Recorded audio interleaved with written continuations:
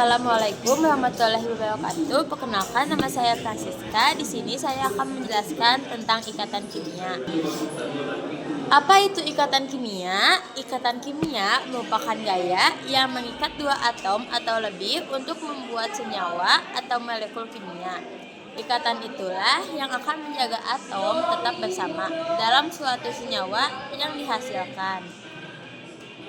Dengan kata lain, ikatan kimia dari dua atau lebih unsur disebut senyawa.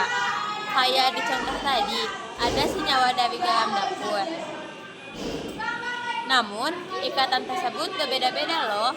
Ada ikatan kuat seperti yang terjadi pada ikatan logam, ikatan ion, dan ikatan kovalen. Ada juga ikatan lemah yang terjadi pada interaksi dipol-dipol, gaya dispersi London, dan ikatan hidrogen. Semakin kuat ikatan kimia yang terjadi, maka akan stabil senyawa yang dihasilkannya.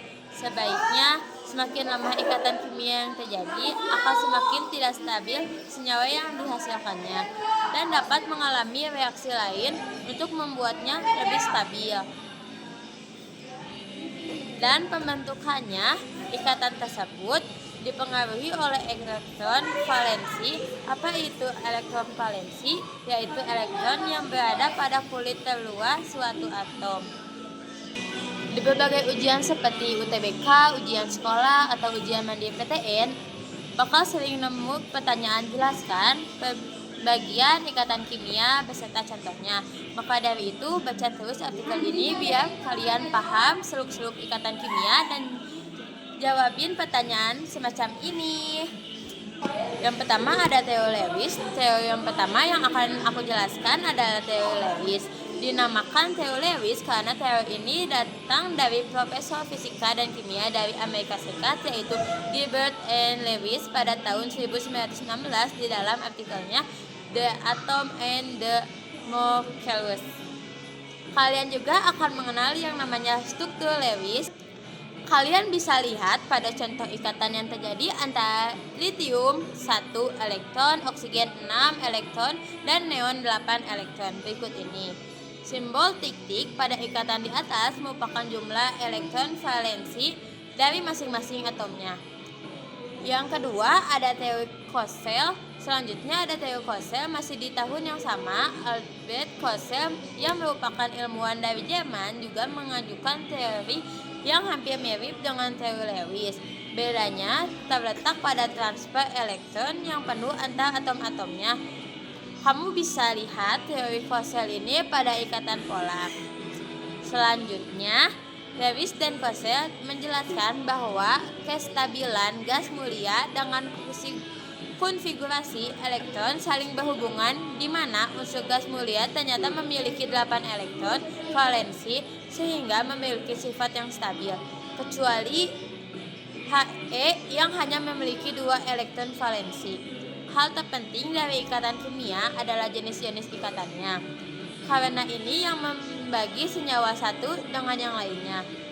Ada juga jenis-jenis ikatan kimia. Yang pertama ada ikatan ionik. Ikatan ionik terjadi ketika ion positif dan negatif atau gaya listrik Coulomb pada setiap atomnya membentuk sebuah ikatan kimia. Ikatan ionik ini juga bisa disebut dengan ikatan elektrovalen. Contoh ikatan ion adalah natrium dan fluorida atau NaF. Jadi ikatan pada senyawa NaF merupakan ikatan ionik. Ikatan ionik hanya dapat terjadi antara unsur-unsur yang memiliki perbedaan keelektronegatifan cukup besar sehingga terjadi searah terima elektron seperti pada contoh di atas. Yang kedua ada ikatan kovalen. Ikatan kovalen terjadi ketika ada pemakaian elektron ikatan secara bersama. Ketika ikatan kovalen terjadi, maka kedua atom yang akan berikatan tersebut akan tertarik pada pasangan elektron yang sama. Contoh ikatan kovalen terjadi pada atom H2. Berbeda dengan ikatan ionik yang mengalami searah terima elektron. Untuk mencapai konfigurasi elektron yang stabil, maka kedua atom H harus menggunakan elektron secara bersama. Terus yang ketiga ada ikatan logam. Atom logam memiliki elektron valensi yang relatif kosong. Hal itu dikarenakan jumlah atomnya yang sedikit sehingga ada perpindahan elektron antara satu atom ke atom yang lain. Kemungkinan untuk perpindahan tersebut sangat besar, sehingga elektron valensinya berbagi hingga menyerupai awan elektron yang membungkus ion positif di dalam atom.